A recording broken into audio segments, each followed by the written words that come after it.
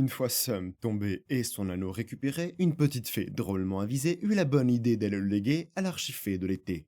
Dans une expédition pleine de tentations, nos joyeux lurons eurent quelques confrontations, n'empêchant pas la mission d'avoir une bonne conclusion. Partis sur un coup de tête pour affronter un dragon en ayant plusieurs, et entêté par l'idée de trésor, un groupe d'aventuriers tête en l'air dut affronter une hydre en gardant la tête sur les épaules. Pour faire tomber des têtes, ils devaient montrer qu'ils n'avaient pas la grosse tête. Mais le dragon n'en faisant qu'à ses têtes, ils durent se jeter tête baissée dans un combat n'ayant ni queue ni tête. Mais combattant avec Bill en tête, toutes celles de la créature tombèrent. Parti pour une partie d'univers où on ne distinguait l'endroit de l'envers, là où normalement se trouvait la terre, la guilde partit croiser le fer avec une créature ayant étendu son lair. D'un tyranneuil ou d'un grand ver, difficile de dire de quoi il avait l'air. Mais le combattre fut l'enfer, car pour à jamais le faire taire, il ne fallait compter que sur le fer jusqu'à ce qu'il finisse 6 pieds sous terre. Une tentative d'infiltration ratée plus tard, dans la ville de Nogvorod, après la liquidation de légions en fanfare, les remparts des fortifications passés sans écart, l'élite de la guilde, par petites expéditions, mettront à mal les troupes des Diékars. Croisant géants, rampants, dragons et autres lanceurs d'incantations, n'ayant plus de chair sur la peau, même leur ancien poteau Shanky le cramoisi fut illico réduit en atados sans vie. Mais ce fut à la fin que les guérillots rencontrèrent le très gros, le tyrannique Dracosir Dracolich, ancien grand ver d'améthyste et à présent incarnation de force. Bonjour les amis, ça va? C'est moi, Kilsver.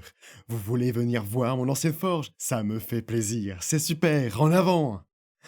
J'allais oublier le principal. Arrivé à ma forge, vous devrez me rapporter mon gant de dragon d'argent. L'avancée des Liches ne ralentissant pas, il fallait aller au pas à la ville de Purdouk pour y défendre là-bas ce qui ferait le trépas des Liches. Malheureusement, une fois en combat, alors qu'ils n'attendaient qu'un doigt, nos 5 guerriers furent désemparés en observant au loin la main.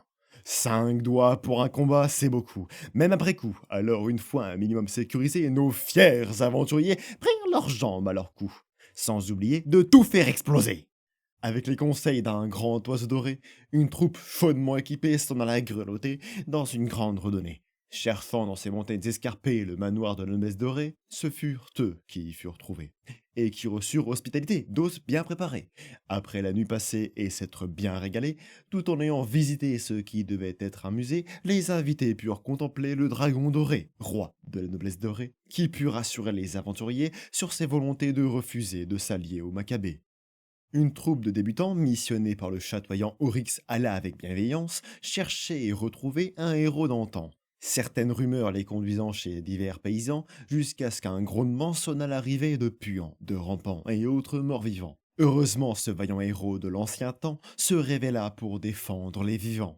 Cette fois-là, Oryx pensa à envoyer nos aventuriers dans une contrée assez éloignée, où sévirait un grand dragon vert. Une fois arrivé là-bas, ce fut avec effroi que notre bande tomba dans un piège sournois, fourmenté par des kobolds. Une fois un combat épuisant achevé, le groupe traqua la bande de malfrats jusqu'à arriver à une grotte abandonnée et écroulée où gisait un paysan égaré. Malheureusement, ce dernier fit son Judas. Il chaparda l'arme d'une aventurier et traça son chemin. En le pourchassant, ils furent stupidement pris en tenaille par un volant invisible et les kobolds d'avant. Ce n'est qu'en voyant de nouveau le dragon et en lui assénant bien des mots que ce dernier fut impuissamment écrasé par un plus grand ver, un très grand dracocire d'émeraude, remettant au présent les négociations. La doyenne de la guilde reçut l'invitation de la part de son patron d'aller dans une autre dimension pour s'occuper du cas d'un fléau tueur de héros, un individu pouvant à un moment de sa vie vivre une vive montée en puissance. Notre troupe voudra donc voir s'il vivra en tant que vil ou en vaillant personnage. Lors de son éveil, un aventurier vantera l'éveil du fléau comme la naissance d'un dieu, et ce dernier sera sûrement celui qui saura comment souffler sur ce monde une sagesse qui manque encore. De nouveau, une autre bataille entre la vie et les eaux. L'Empire accueillera l'armée des morts avec main de piège et autres sorts mortels, maintenant au maximum le gros de leur force à l'écart, jusqu'à ce que ces derniers ne parviennent aux murailles. Débutera alors la bataille pour Blade Garden, où l'Empire Dwendalien, le sanctuaire des dragons, l'ordre des six cornes ainsi que d'autres guildes avec en soutien quelques membres du prieuré de Prisme contre l'armée du culte des Liches avec la présence des 5 doigts et de nombreux dracoliches. C'est au cœur de la bataille que Kirat fera son apparition. soufflant des vagues mortelles sur l'armée des vivants. Ce n'est que quelques minutes plus tard, et avec la prière d'Oryx, que Benzvel Kurataer fera son apparition, rééquilibrant les forces et apportant une menace suffisante sur ce champ de bataille pour que l'armée des Lich soit contrainte de fuir.